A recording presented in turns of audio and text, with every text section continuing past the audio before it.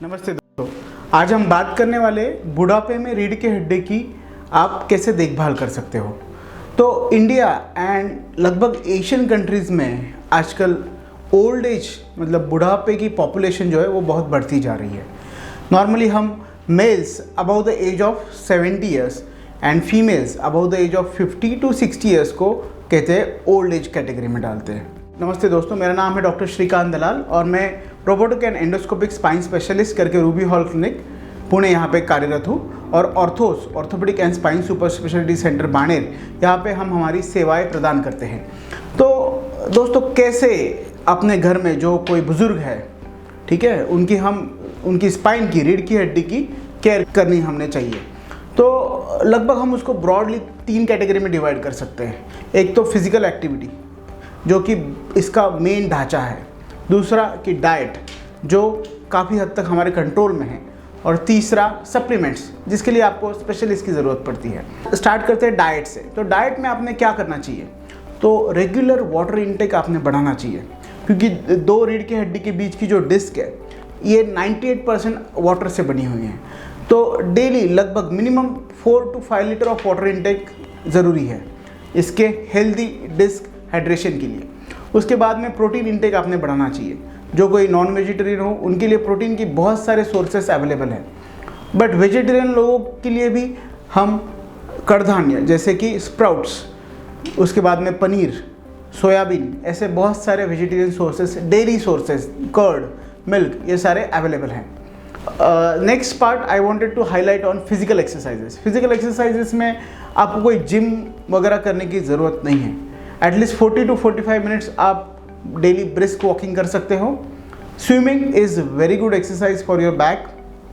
Back का जो core strengthening है उस पर हमको फोकस करना चाहिए, जिससे कि आपकी रीढ़ की हड्डी की जो जॉइंट्स है वो मजबूत रहे और बैक पेन ना हो। एक्सरसाइज में योगा बहुत ज़्यादा कॉन्ट्रीब्यूटरी होता है। योगा का एक अनन्य साधारण महत्व है, उससे आपके सारे मसल्स अच्छे से फ्लेक्सिबल होते हैं and joint head to toe motion होती है। तो फेस योगा, नेक एक्सरसाइजेस, बाद में लंबर, अलग अलग योगा के पोजीशंस आपने करनी चाहिए। उसके बाद में last but not least is prevention of falls, क्योंकि जैसे ही बुजुर्ग व्यक्ति में बहुत सारे बाकी के भी प्रॉब्लम्स होते हैं, जैसे बीपी होता है, शुगर का, डायबिटीज़ का प्रॉब्लम होता है, उनको स्ट्रोक का प्रॉब्लम होता है। इसके वजह से उनका इम्बैलेंस बहुत बार होता है और उनमें फॉल्स होते हैं, एंड फ्रीक्वेंट फॉल्स के वजह से उनमें ऑस्टियोपोरोटिक वर्टेब्रल फ्रैक्चर्स बहुत कॉमन होते हैं। तो हम सब ने ये प्रिकॉशन लेना चाहिए कि एक उम्र के बाद एक स्टिक लेना या वॉकर के हेल्प से चलना, इसमें कोई न्यूनगंड की कोई बात नहीं है। आपने इसका सब ज़रूर यूज़ करना चाहिए। इसका एडवांटेज ये होगा कि आपका फॉल प्रिवेंशन हो सकता है। एंड सबसे आखिरी में सप्लीमेंट्स। बुज़ुर्ग व्यक्ति में या हम सभी में आजकल सनलाइट एक्सपोजर बहुत कम है। इसके वजह से विटामिन डी का जो सिक्रीशन होता है वो बहुत कम होता है और ऑस्टियोपोरोसिस बहुत कॉमनली होता है। तो हम एज अ स्पाइन स्पेशलिस्ट आपको विटामिन डी सप्लीमेंटेशन दे सकते, सही मात्रा में दे सकते हैं, जो आपको डाइट में नहीं मिलता है।